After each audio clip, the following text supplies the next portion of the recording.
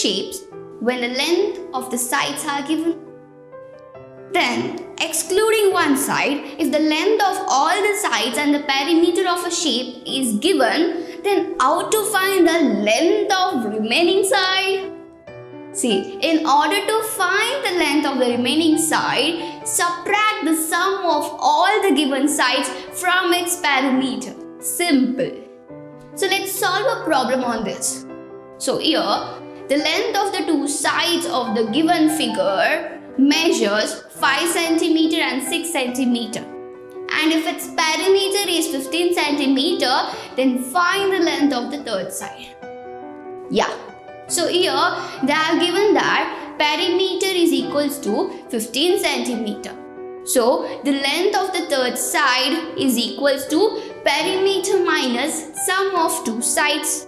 So which is equals to QR is equals to 15 cm minus PQ plus PR. So which is equals to 15 cm minus 6 cm plus 5 cm. So finally 15 cm minus 11 cm, QR is equals to 4 cm.